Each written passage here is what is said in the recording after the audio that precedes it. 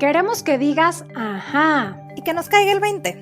Así que platicamos con visionarios, artistas, científicos, doctores, chamanes y toda clase de disruptores. Porque creemos que tan solo con hacer preguntas, pero sobre todo al escuchar, podemos cambiar la forma de percibir el mundo. Ser más empáticos, abiertos y humanos. Ajá. Es un espacio en el que sacamos del closet temas de los que poco se habla. Los cuestionamos y tratamos de entender la vida. Yo soy Paulina Feltrín. Y yo, Valeria Benavides. Y esto es Ajá. Hola, ¿cómo están? Yo soy Valeria Benavides. Y yo soy Paulina Feltrín. Y estamos en un episodio más de Ajá. Hoy vamos a tocar un tema súper profundo, serio, del que poco hablamos hasta que no nos toca tener que hablar del mismo. Y viene muy al caso justo en estos momentos en el que estamos pasando y transitando por una pandemia, porque esta pandemia nos ha acercado a pensar, a escuchar y a ver en todos lados muchos temas relacionados a la muerte. Y justamente por eso el día de hoy hemos invitado a una tanatóloga a platicar con nosotros sobre este concepto, como les decía, del que poco hablamos, muy tabú y a veces con el que no nos podemos identificar mucho porque nunca nos han enseñado a hablar de él. Entonces, hoy está con nosotros Angie de la Fuente. Ella es tanatóloga y logoterapeuta. De carrera es mercadóloga especializada en publicidad y comunicación. Una parte muy importante de su vida se dedicó a trabajar en algunas de las agencias de publicidad más importantes y grandes de México. Y después de muchos años decidió cambiar su rumbo y dedicarse a ayudar a los demás en los procesos de duelo. Estudió tanatología y logoterapia y actualmente trabaja con niños que tienen VIH en el Hospital del Niño Morelense, en Casa de la Sal. Es además voluntaria en el servicio de tanatología en el área oncológica del Hospital Juárez y en el área de pediatría e infectología del Hospital General. Es narradora oral, cuenta cuentos a niños en diferentes espacios de la República y además es una casi tía mía porque la conozco desde hace muchísimos años. Así que Angie, muy bienvenida el día de hoy.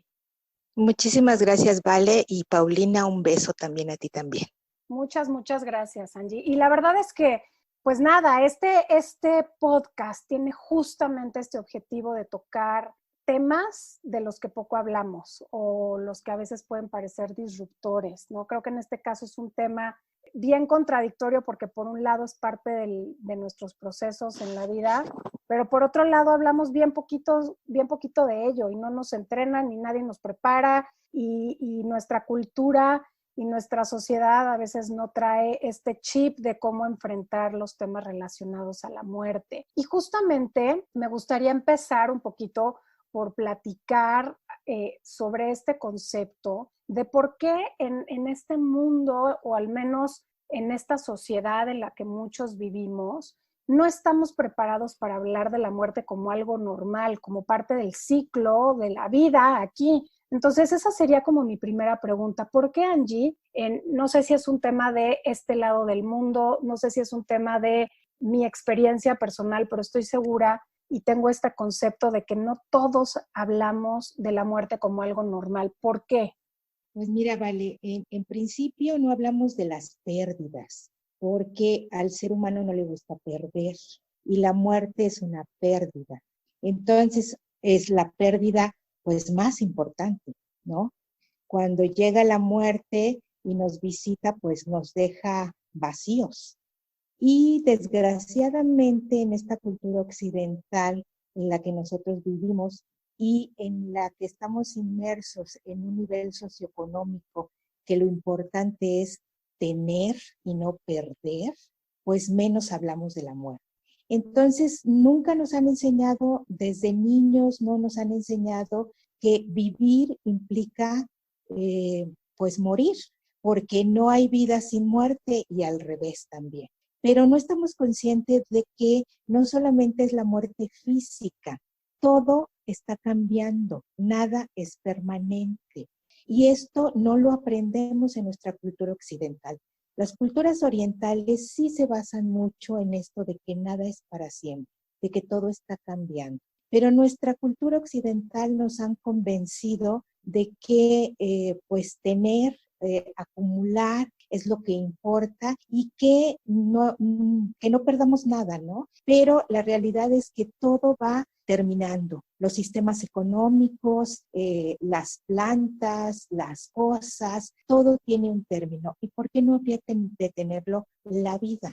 Ahora, es la vida, si entendemos como seres pensantes que somos finitos, tendrá una mejor razón de ser vivir, porque al ser finito me obliga a pensar que tengo que hacer algo para mi vida, que no me puedo ir de aquí sin haber hecho lo que venía a hacer y lo que me hace feliz. Entonces me voy llenando de cosas, me voy llenando de pensamientos materiales que me alejan de las pérdidas. ¿Por qué? Pues porque me da miedo, porque la incertidumbre es algo que la mente no maneja con facilidad. Y la realidad es que la muerte implica incertidumbre, porque nadie ha venido a decirnos qué pasa después cuando ya llegamos a ese umbral. Entonces, es difícil, pero si nosotros empezamos a hablar y, como tú dices, a no tenerle miedo, ni que la muerte sea un tabú, vamos a encontrar que la muerte puede ser una gran amiga, porque la muerte lo único que me dice es: vive, hoy tienes un día más y sácale partido a este día. Angie, yo creo que tocas un tema bien interesante, ¿no? Cómo nos hemos acostumbrado a que es importante adquirir y estamos muy condicionados a un tema de acumulación, y precisamente en esta pandemia nos hemos enfrentado que a veces menos es más, o que podemos vivir con menos cosas pero con más emociones, ¿no? Este encierro nos ha llevado a cuestionarnos nuestras relaciones con los demás, pero con nosotros mismos. Y hablando tú sobre tanatología y sobre que no es tanto entender la muerte, sino también entender la pérdida de cualquier cosa que ocurra en nuestra vida, ¿cuál es la importancia de poder tratar este tema y por qué deberíamos de acercarnos a la tanatología?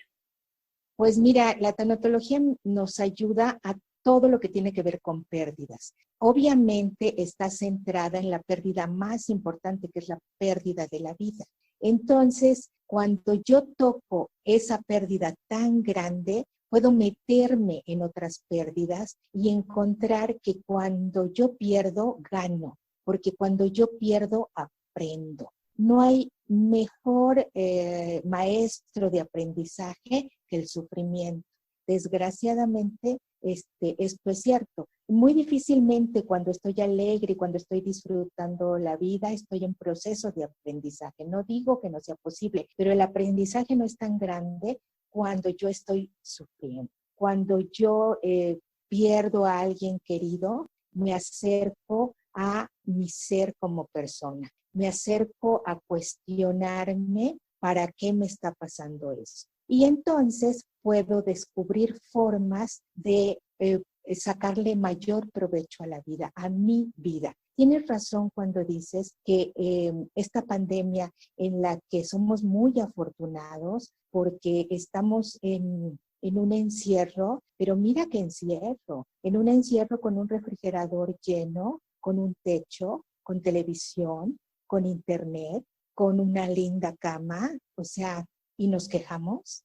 Hay muchísima gente, sobre todo en nuestro país, que el 60%, pues bueno, vive en pobreza extrema, que no tienen lo que nosotros tenemos.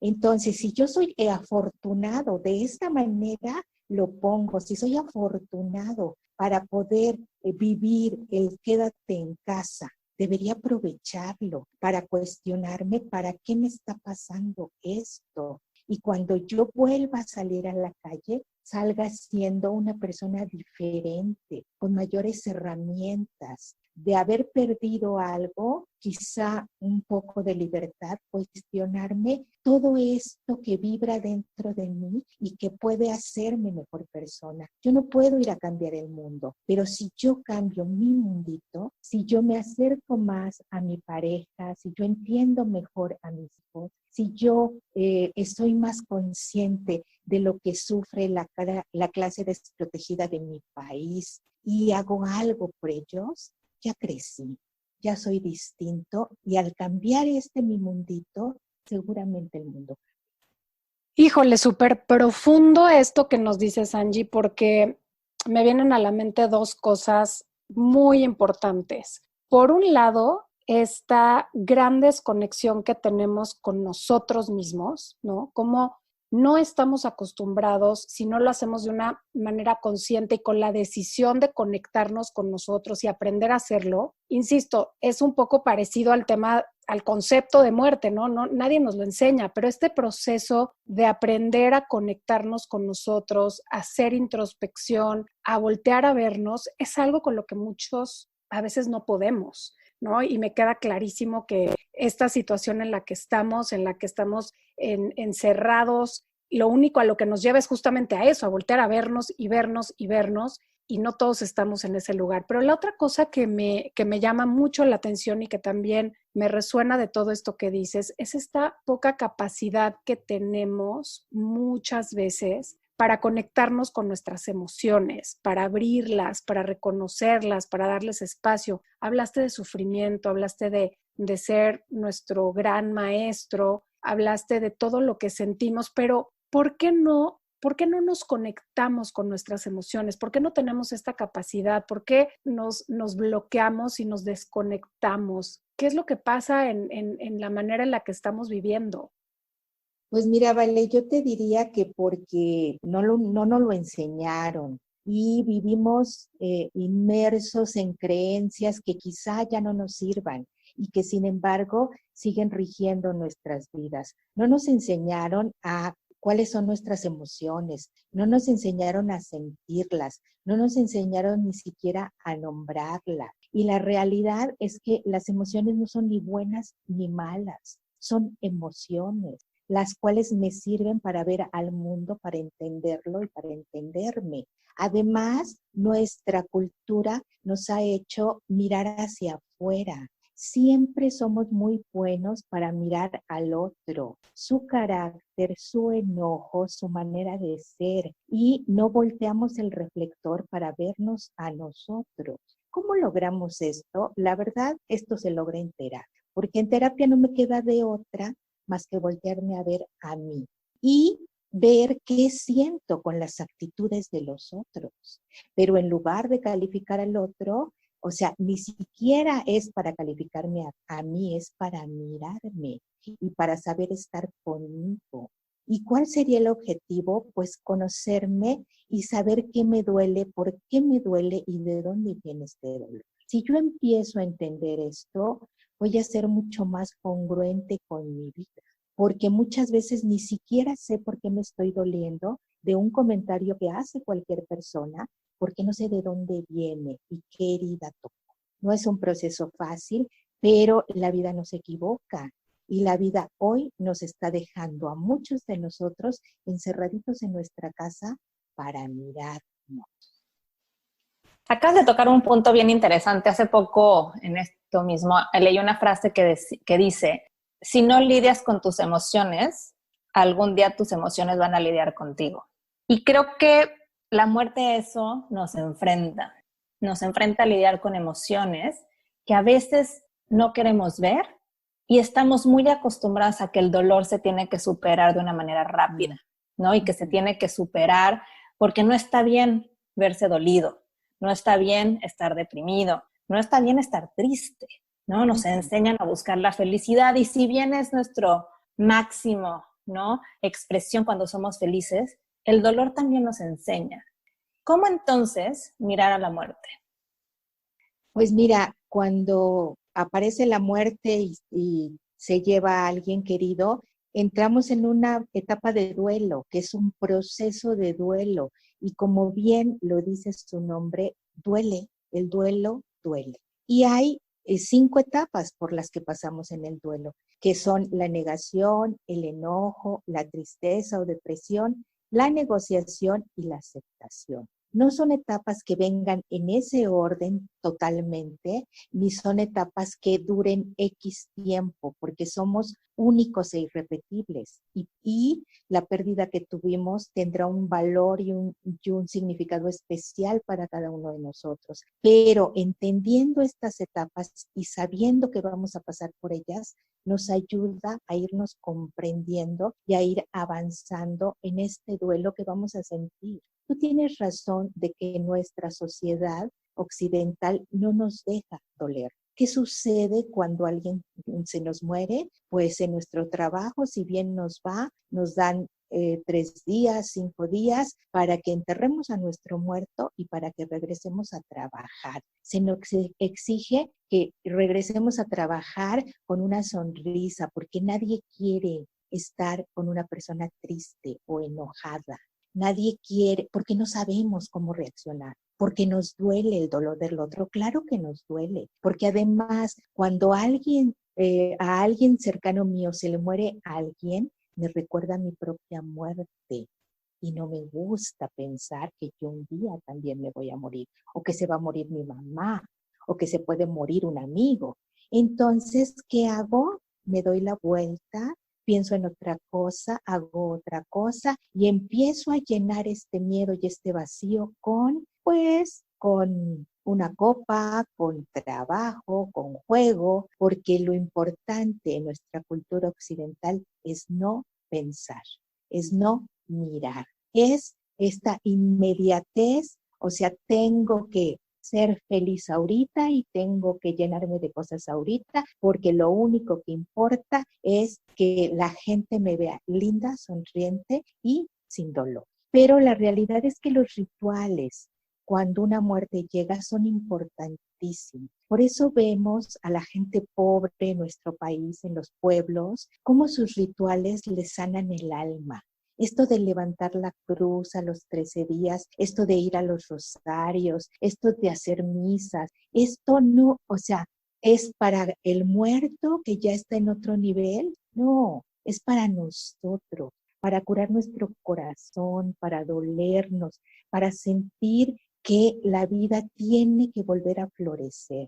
Y hemos perdido esto. Pocas culturas siguen estando tan cercanas a esto. La cultura judía, por ejemplo, o sea, la comunidad judía, 7 días permanecen en su casa, sin hacer absolutamente nada más que dolerse.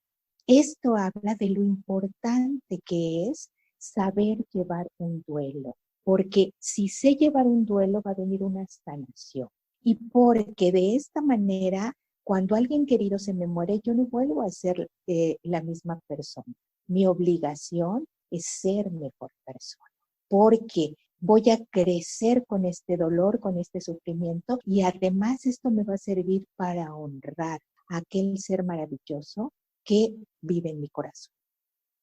Sí, y la verdad es que pensar en muerte, pues es súper doloroso, pero ahorita que estamos hablando de duelo, hay otras etapas o otros procesos en la vida que son igual de dolorosos. A mí me gustaría primero preguntarte si el duelo de perder el trabajo, de perder a la pareja, de perder la salud, es similar. Y lo segundo, que tratáramos de ahondar un poquito más en estas etapas del duelo. Absolutamente, todo duelo lleva estas 5 etapas, todo duelo. Mira, lo malo de perder a una pareja por un divorcio es que el muerto se te aparece a cada rato, querida. Y entonces el proceso es distinto, ¿no? Pero perder un trabajo lleva las mismas etapas. Y si quieres ahondamos un poquito en esto. Por ejemplo, la negación. Esa sí es un mecanismo de defensa que tiene nuestro cerebro para llevarnos poco a poco a que nos caiga el 20 de lo que pasó en nuestra vida. O sea, ustedes fíjense cuando recibimos una mala noticia, lo primero que decimos es no, esto no puede ser, no, esto no me está pasando. Necesitamos este mecanismo de defensa para que nuestro cerebro empiece a hacerse cargo de la situación. Entonces, la negación es lo primerito que va a suceder en cualquier pérdida, en cualquier pérdida. Y entramos a otras etapas, ¿no? Por ejemplo, el enojo. El enojo es una etapa que a mí en lo personal con mis niños no es que me guste, pero yo prefiero verlos enojados que tristes, porque el enojo los mueve. O sea, el enojo no es malo, el enojo me avisa de cosas. El enojo me permite desahogarme. No es lo mismo estar enojado que llegar a estar en una rabieta infernal. El enojo, si yo lo sé llevar, si yo lo sé encauzar, a mí me mueve y me sirve, me da ánimo para hacer otras cosas.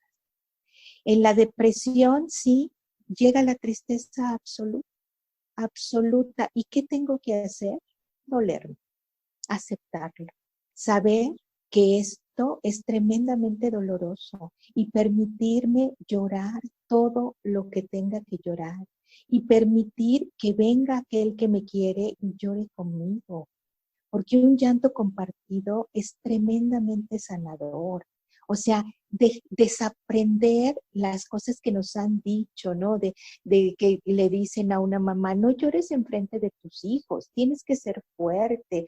O a un hijito, no vayas a llorar enfrente de tu mamá porque ella se va a poner más triste. O sea, esas son patrañas, son creencias que no tienen fundamento y que nos hacen un daño profundo, porque ahí tenemos a las familias llorando solos, cuando pueden llorar juntos sabiendo que al otro le duele lo mismo que me duele.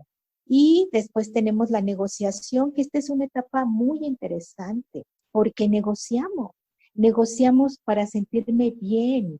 El enfermo, cuando ya se está acercando su etapa final, negocia. ¿Con quién negocia el enfermo? Negocia con Dios. O sea, y le dice, ¿no? O sea, permíteme vivir tantos años, o cuando llega una enfermedad, cuando llega un cáncer y que estoy en un proceso de quimioterapia, o sea, ¿qué le pido al universo, a Dios si creo en Él? Justamente esto. O sea, dame luz para entender esto y dame tiempo para vivir, tiempo para estar con los niños.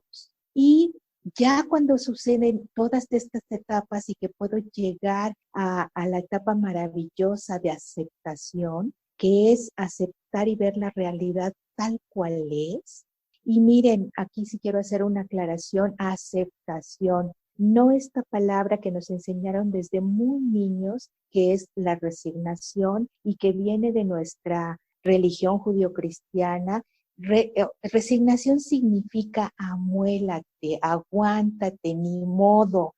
Y aceptación significa salir adelante. Aceptación significa hoy estoy viva y tengo que hacer algo con este dolor. Tengo que aprender, tengo que crecer, tengo que vivir. Entonces, la resignación no nos sirve. La resignación que se quede guardada, que no exista, desaprendamos la resignación, aprendamos la aceptación. En cualquier etapa, en una enfermedad, tenemos que vivir con una enfermedad, eso es aceptarla. Tenemos que vivir con un divorcio, eso es aceptar mi realidad tal cual es. Tenemos que vivir con la muerte de alguien que queremos, sí. Esa es nuestra realidad, pero nada de lo que pasa en nuestras vidas está vacío, todo tiene una razón. Claro, Angie, yo creo que acabas de tocar un punto fundamental. Cuando enfrentamos el dolor ante una pérdida, pasamos por todas estas etapas que dices y pocas personas, creo, llegan a esta aceptación de una manera orgánica, natural, intuitiva, ¿no? Muchos de nosotros tenemos que pasar por introspecciones y ayuda a veces de profesionales que nos ayudan precisamente a aceptar, ¿no? Aceptar que si bien teníamos un plan A, donde a lo mejor ese era el trabajo de tus sueños, esa era la pareja que cumplía, creías tú, con todas tus expectativas, esa era la amistad que te llenaba de alegría y que sentías que realmente te daba los mejores consejos, Y cuando esto ya no existe, hay que aceptar, como bien dices Angie, que ya no es y que tenemos que armar un plan B. ¿Cómo armamos ese plan B? ¿Cómo hacemos para llegar ahí y descubrir que la vida puede ser igual de maravillosa o incluso más? Pues mira, primero, antes que nada, llegar a la aceptación. Y como tú bien dices, es lo más difícil, porque nos regresamos y nos regresamos y nos regresamos. Porque el cambio nos da miedo. Los cambios no nos han enseñado a manejarlos. Y aunque nada es para siempre, y lo sabemos, y todo está cambiando, queremos aferrarnos a seguir igual. Por eso seguimos viendo a tantas mujeres que buscan 1000 pretextos para seguirse quedando en un matrimonio que no les está dando nada, que no les da nada a sus hijos, que lo sufre toda la familia y no me muero. ¿Por qué? Porque el cambio me da miedo, la aceptación de una vida diferente me da miedo. Ahí es donde está el principal reto, aceptar que esto ya se acabó, que esta vida como yo la tenía planeada se acabó. Entonces, en lugar de atorarme, empiezo a fluir cuando acepto mi realidad. Cuando veo mi realidad, la acepto, la vida me lleva a fluir y la realidad es esa. Yo solamente estoy sufriendo cuando estoy atorada. Cuando yo fluyo, voy encontrando nuevas cosas, voy encontrando que puedo sobreponerme y encontrar nuevas cosas que llenen mi vida. La aceptación es la base de cualquier cambio. Y preguntarme el para qué. Cuando algo me pasa y estoy en el por qué, que es natural, que no es que esté mal, pero es es una transición. El por qué solamente está hablando de mi dimensión, de la dimensión del ego. Cuando yo transito hacia el para qué me empieza a dar sentido. ¿Qué sentido tiene esto para mí? Y ya entramos a la dimensión de ser persona. Somos los únicos. La especie humana es la única especie viviente que tiene esta posibilidad de entender este tipo de cosas, de entender que soy finito, de entender que mi vida tiene una razón de ser. Y entonces cuando yo transito por el para qué va a llegar el qué hago. Y entonces es cuando yo tomo postura y decido hacer cosas diferentes. Cuando yo tomo postura, la vida, empiezo a ver las cosas que me presenta la vida y a tomar decisiones encausadas, a tener mi vida de una manera diferente, a llenarla de otras cosas.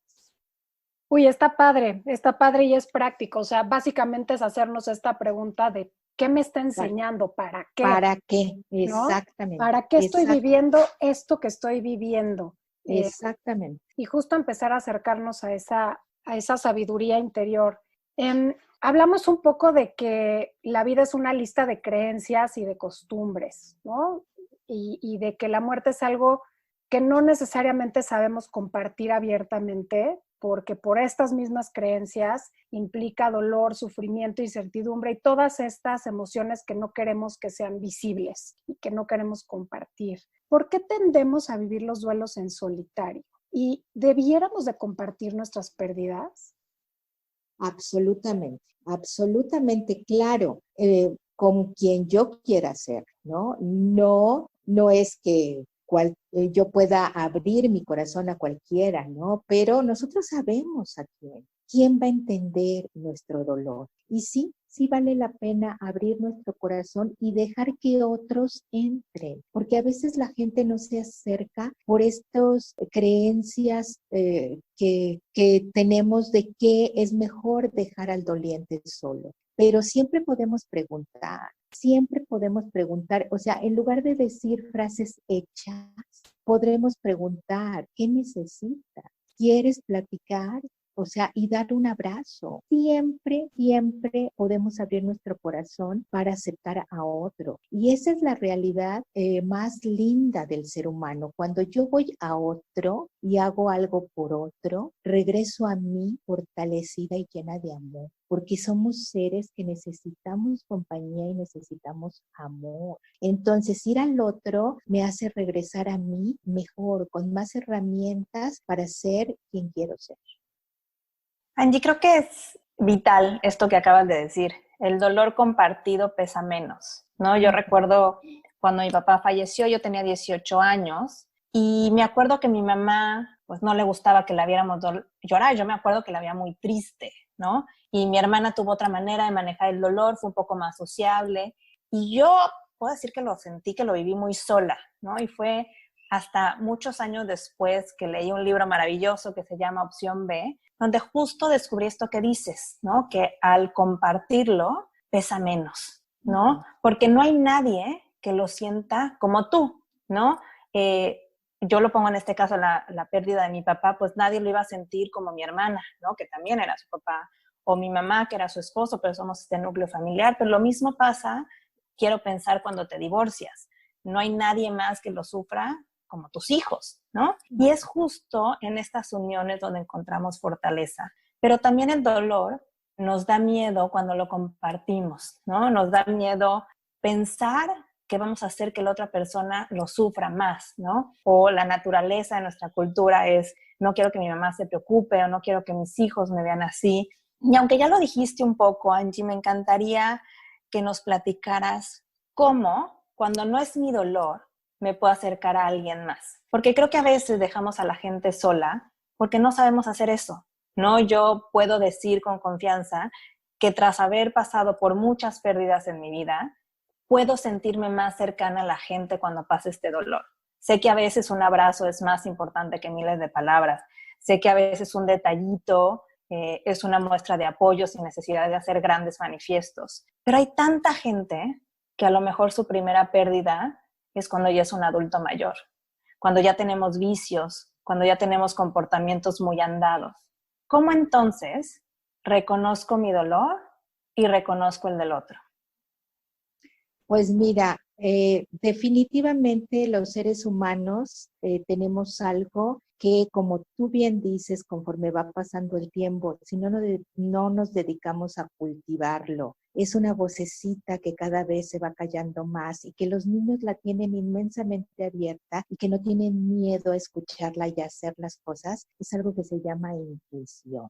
Yo sé, lo siento, cuando alguien cercano a mí está sufriendo y necesita. Si yo siento eso y me acerco, como bien dices, con un abrazo, con una pregunta, ¿qué necesito? ¿Qué puedo hacer por ti? ¿Te gustaría que platicáramos? O sea, esas 3 preguntas, con eso yo podría acercarme a alguien doliente, a alguien que sufra y que pudiera abrir su corazón para encontrar en mí a ese otro que tanto necesita.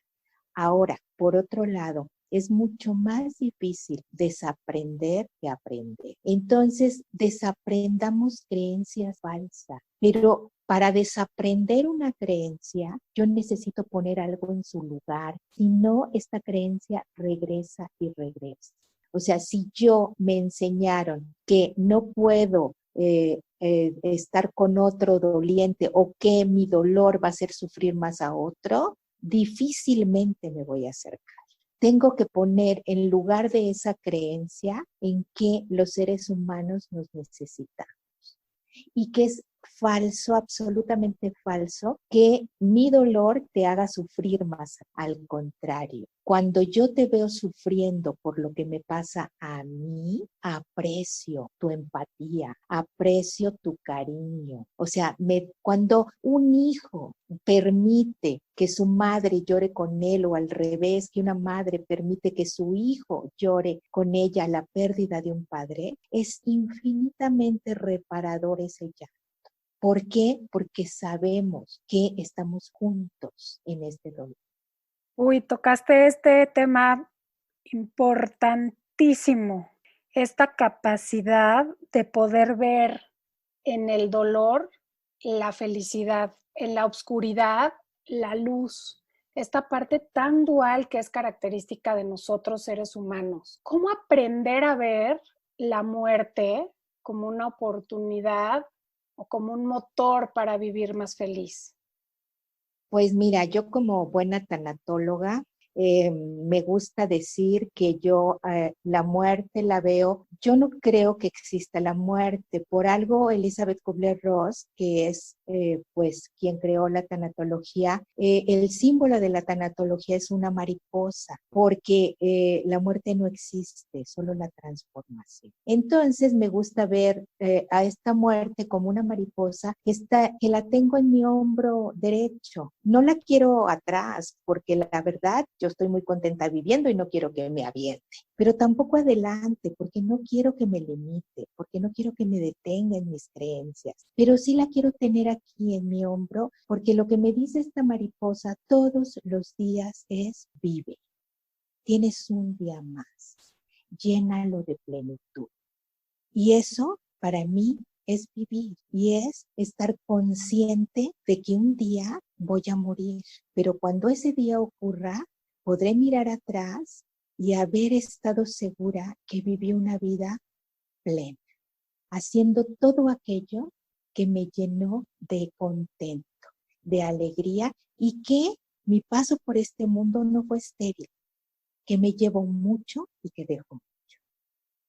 Angie, me encanta cómo tocas este tema de que podemos ser felices cuando nos enfrentamos ante una pérdida. Creo que una de las grandes lecciones de la vida es esta aceptación y aprender que siempre hay un motivo para ser feliz, ¿no? Que a veces estos duelos nos permiten llegar a unas partes muy profundas de nosotros y de los demás y podemos encontrar la alegría. Pero creo que también existe en esta misma dualidad que solemos preguntarnos, y justo regreso a tu pregunta en los porqués y los para qués, ¿por qué a mí? ¿No?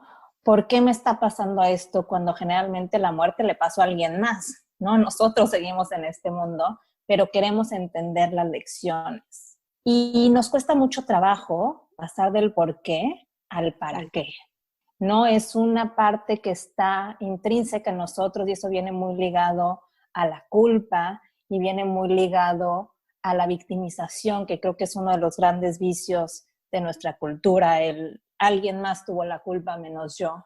Y cuando nos ciclamos en estos porqués, no podemos aceptar, no podemos evolucionar y no podemos regresar a ver que podemos ser felices y que merecemos ser felices, ¿no? Que ese es nuestro fin último, aunque tengamos que pasar por el dolor, porque como decíamos hace rato, sin noche no hay luz, ¿no? Y aún en la noche más oscura es cuando más vemos las estrellas. ¿Cómo hacemos esa transición? ¿Cómo dejo el por qué y llego al para qué? Pues mira, es un proceso complejo y va a tener mucho que ver con quién soy, de dónde vengo y qué creo, porque todo esto se une en los momentos difíciles de sufrimiento, ¿no?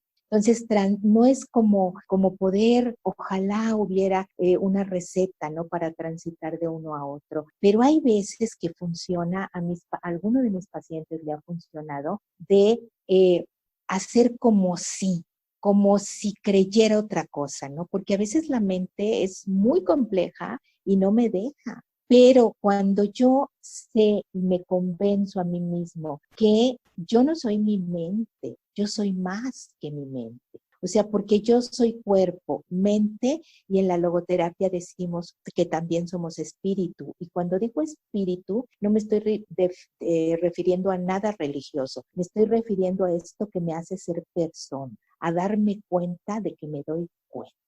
Entonces, cuando yo me doy cuenta que me doy cuenta, puedo transitar el para qué, porque me doy cuenta que el por qué no me está llevando a ningún lugar. Porque así como la gente se pregunta ¿por qué a mí? Yo le preguntaría ¿y por qué no a ti? ¿Quién eres tú para que esto no te haya pasado a ti cuando le puede pasar a cualquiera?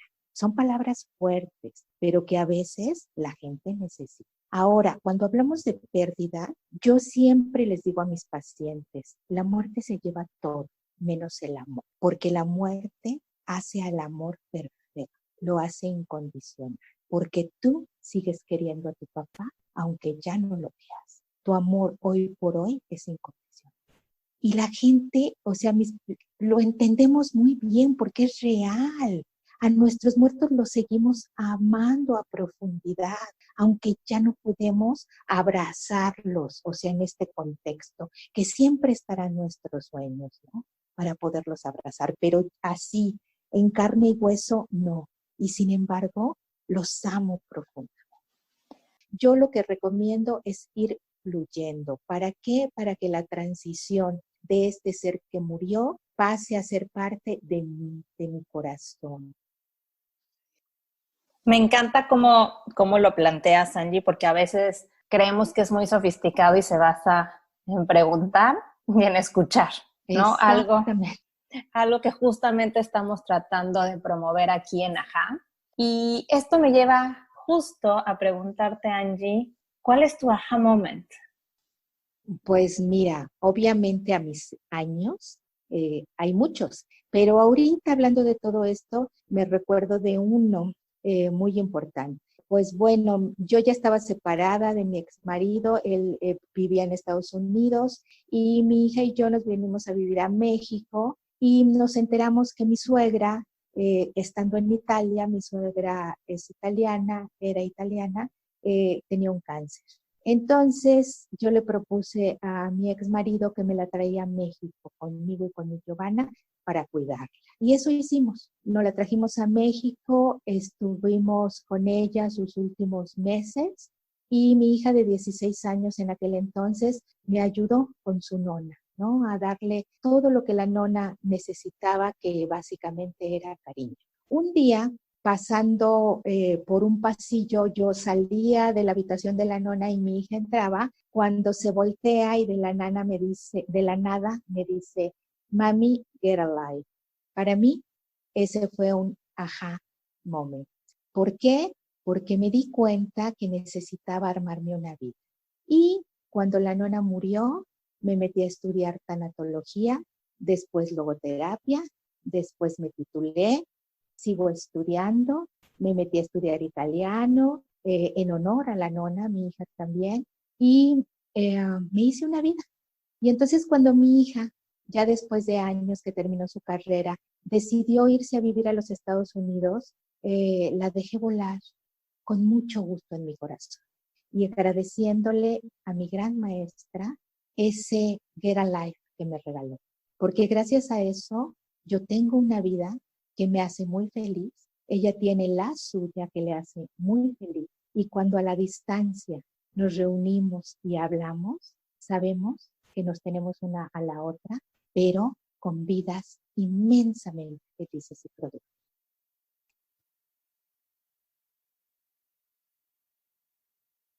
Gracias por escucharnos en este episodio donde tocamos un tema difícil, pero el que todos tenemos que aprender a conversar. ¿No es así, Val? Así es, muy profundo, muy serio, pero a la vez muy sanador. Así es, si sientes que esta plática te resuena a ti, puedes apapachar con ella a alguien que está pasando por un proceso similar, te invitamos a compartirlo. Por favor, darle download, share, califícanos y ayúdanos a llegar a más personas. Y si quieres saber más sobre los episodios que tenemos, visítanos en Instagram como @aja.mx. Nos encantará saber tus comentarios. Yo soy Paulina Feltrín. Yo soy Valeria Benavides. Y esto es Ajá.